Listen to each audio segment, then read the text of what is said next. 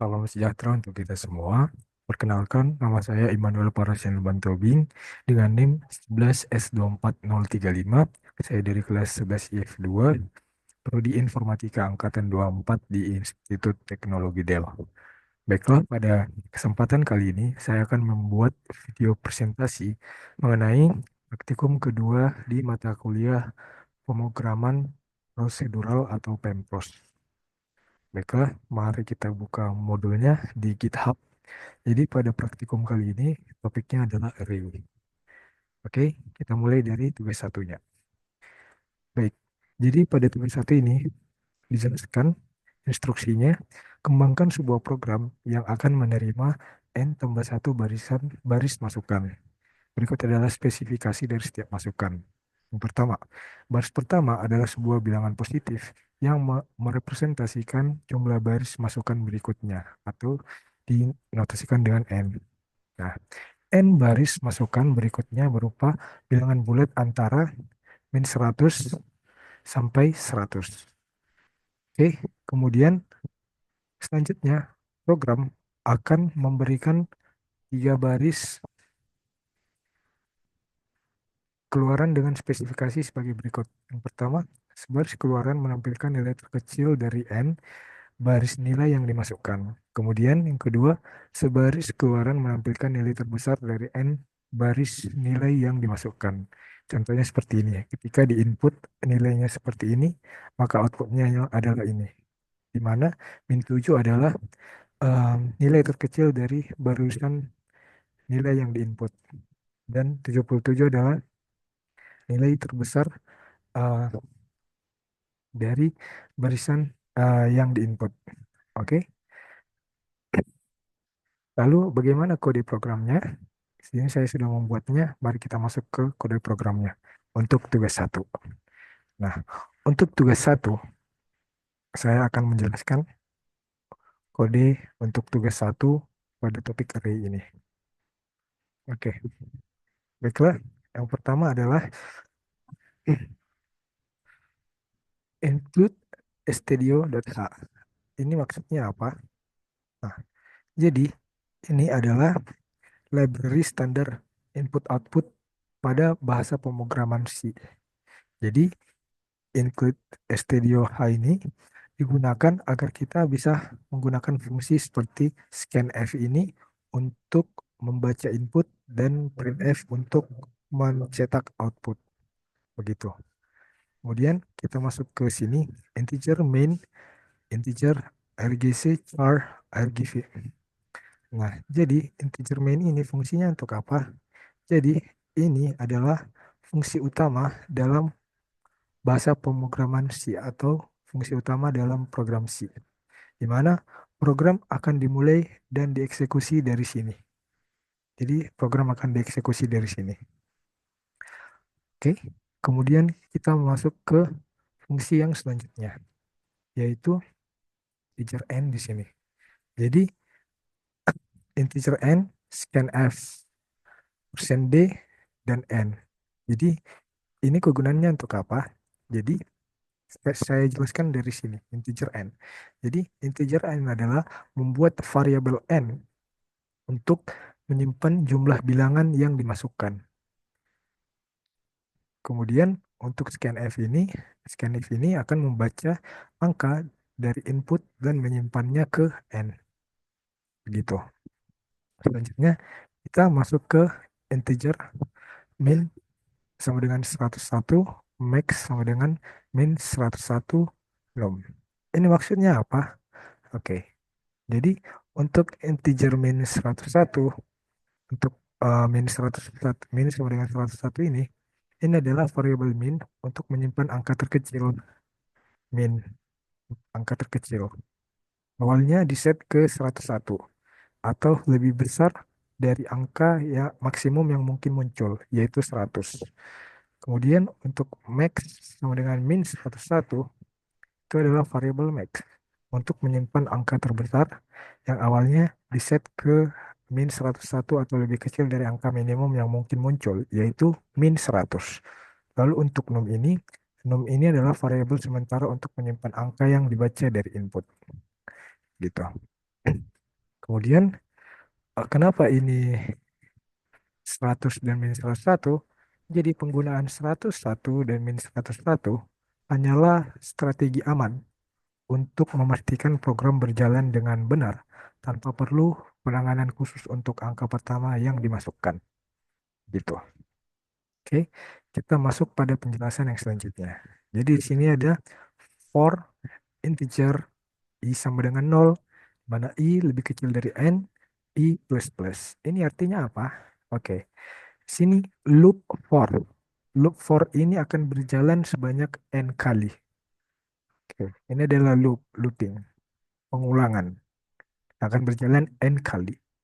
I sama dengan 0, ini adalah uh, kita memulai dari angka pertamanya. Lalu i lebih kecil dari n ini adalah fungsi yang berjalan sampai i mencapai n. Kemudian i plus plus ini, setiap putaran nilai i akan bertambah satu. Kemudian scan f, scan d, dan n6. Nah, ini apa artinya? Ini adalah fungsi untuk membaca angka dari input dan menyimpannya di dalam variabel number. Oke. Kemudian sini, if 6 lebih kecil dari min sama dengan 6. Ini artinya apa? Jika angka yang baru dibaca atau 6 ini lebih kecil dari nilai min, maka update nilai min dengan angka baru. Jadi ini akan memastikan nilai min selalu menyimpan angka terkecil. Kemudian kita masuk ke if 6 lebih besar max, max sama dengan 6. Ini artinya apa? Jika angka yang baru dibaca atau 6 ini lebih besar dari nilai max, maka update max, maka akan diubah max-nya itu dengan angka baru. Jadi ini akan memastikan max selalu menyimpan angka terbesar. Kemudian kita masuk ke printf ini. Jadi printf min dan printf max ini akan mencetak nilai min atau angka terkecil yang ditemukan dan akan mencetak nilai max atau angka terbesar yang ditemukan. Kemudian return 0. Ini menandakan bahwa program berhasil dijalankan. 0 berarti tidak ada kesalahan dalam program. Gitu. Oke, kita akan coba compile dan run untuk tugas satu ini.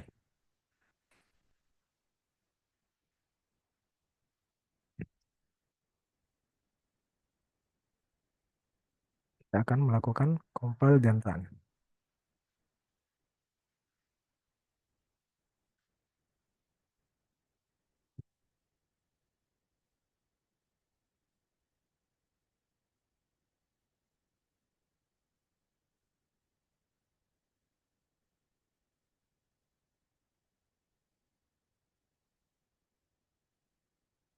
Oke, untuk input angkanya, mari kita kembali ke modul.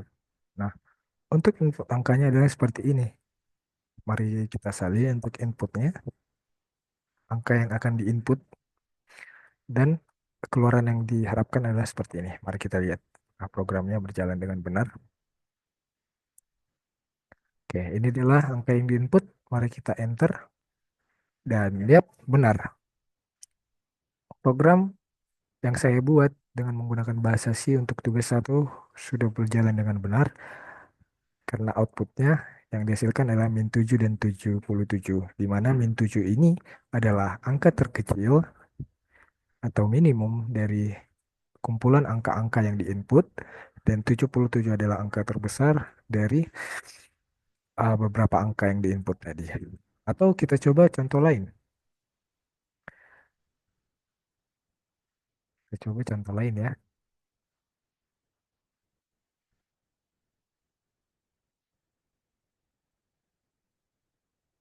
Misalnya kita input angka 5, kemudian angka 10, kemudian angka minus 3, kemudian angka 7, kemudian angka 2, kemudian angka 15.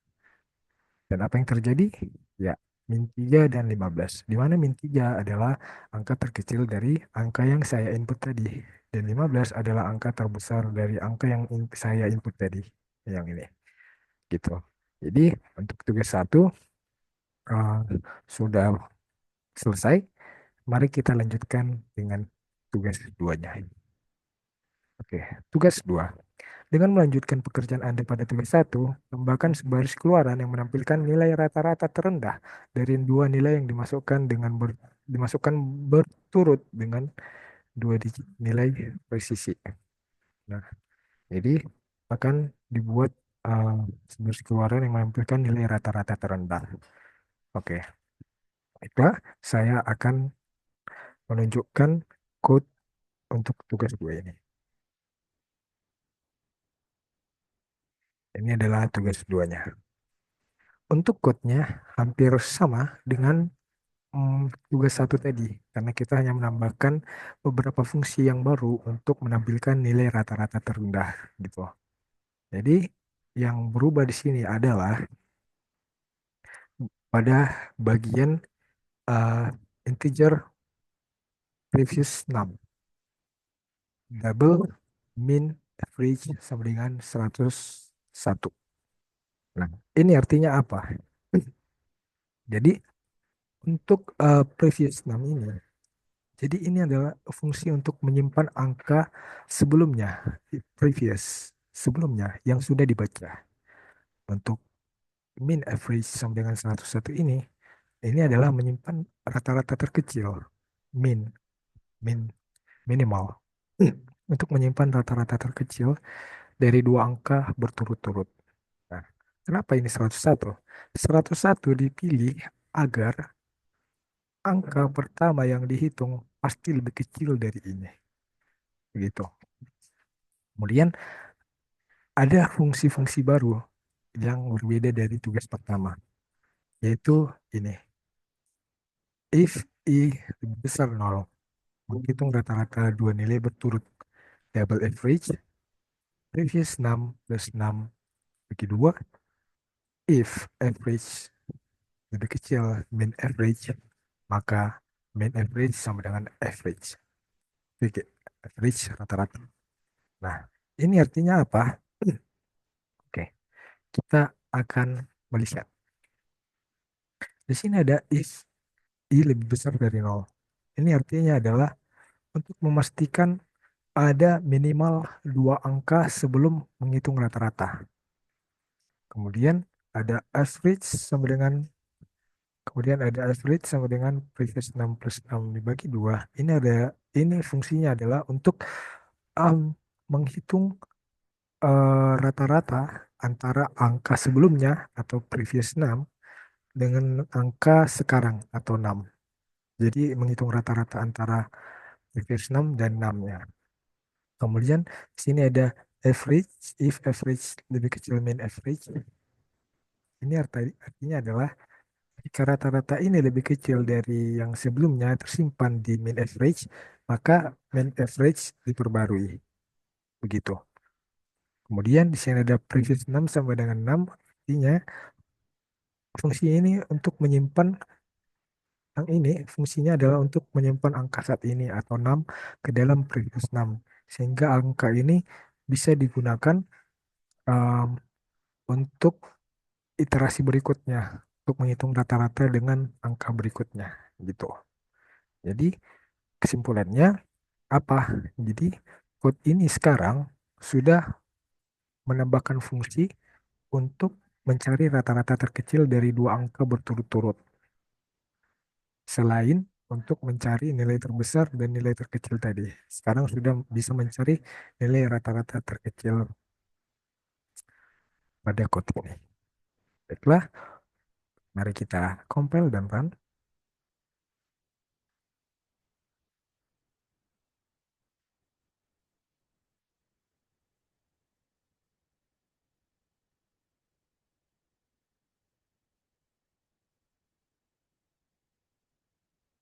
Untuk inputnya, angka-angka yang akan diinput, mari kita lihat pada modul. Ini adalah angka yang diinput. Jadi keluaran yang diharapkan adalah seperti ini. Oke, mari kita lihat. Oke, ini adalah angka-angka yang akan kita input dan kita enter. Dan dia kode program pada tugas 2 ini sudah berjalan dengan baik dan benar. Karena output yang diberikan atau keluaran yang diberikan sudah sesuai dengan modul. Sehingga dapat disimpulkan bahwa program ini berjalan dengan baik. Gitu. Oke, selesai untuk tugas yang kedua. Selanjutnya kita ke tugas yang ketiga. Kita kembali ke modul. Jadi, tugas 3 ini, dengan melanjutkan pekerjaan Anda pada tugas 2, tambahkan sebaris keluaran yang menampilkan nilai rata-rata tertinggi dari dua nilai yang dimasukkan berturut-turut dengan dua nilai presisi. Gitu. Jadi, kita akan membuat kode program yang memberikan fungsi untuk menampilkan nilai rata-rata tertinggi. Oke, mari kita ke kode program ya. Oke, sama seperti tugas satu dan tugas 2, code-nya mirip karena code-nya itu berkelanjutan gitu. Jadi untuk tugas 3 ini saya menambahkan kode program yang baru untuk menampilkan fungsi yang baru. Jadi fungsi yang baru itu apa aja? Oke, mari kita simak. Jadi fungsi yang baru di sini adalah max average min 101. Nah, jadi max average ini digunakan untuk menyimpan rata-rata terbesar pada modulnya tadi, instruksinya tadi. Rata-rata terbesar dari dua angka yang dimasukkan secara berturut-turut. Jadi, kenapa ini min 101? Jadi, diberikan nilai awal min 101 supaya angka pertama yang dihitung pasti lebih besar dari angka ini. Kemudian, kita masuk ke fungsi yang ini. Nah, ini adalah fungsi yang baru ya. Jadi, di sini ada if average lebih besar max average, maka max average sama dengan average. Artinya ini apa sih? Jadi, jika rata-rata dua angka berturut-turut atau average-nya ini lebih besar dari max average yang sebelumnya tersimpan, maka akan diperbarui max average-nya. Jadi, rata-rata nilai terbesarnya akan diperbarui jika dua angka berturut dan jika rata-rata dua angka berturut-turut lebih besar dari max average sebelumnya. Gitu. Kemudian di sini kita akan um, menampilkan rata-rata terbesar dengan printf yang ini. Jadi printf ini akan menampilkan rata-rata terbesar dengan dua angka di belakang koma. Gitu. Yang ini. Ini artinya dua angka di belakang koma. Jadi sekarang kode kita mulai dari tugas satu, tugas 2, dan tugas 3 sudah bisa mencari nilai terbesar, nilai terkecil, rata-rata terkecil, rata-rata terkecil, dan rata-rata terbesar. Jadi sudah ada 4 kegunaan gitu. Jadi untuk tugas 3, mari kita mari kita compile dan run.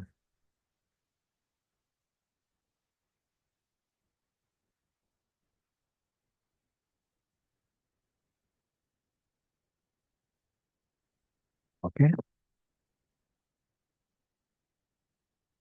Untuk angka yang akan kita input, kita copy dari modulnya. Jadi ini adalah angka yang akan kita input dan outputnya adalah seperti ini. Maka sama, mari kita lihat. Kita enter. Dan yap, kode program ini sudah berjalan dengan baik karena kode ini mampu memberikan nilai rata-rata terbesar dengan benar sesuai dengan yang diharapkan pada modul yang ada di GitHub. Oke, jadi kesimpulannya untuk tugas satu, tugas 2, dan tugas 3, kode programnya sudah berjalan dengan baik dan lancar dan sesuai dengan yang ada pada modul sehingga berakhirlah sudah video presentasi dari saya. Semoga video ini bermanfaat bagi yang menonton.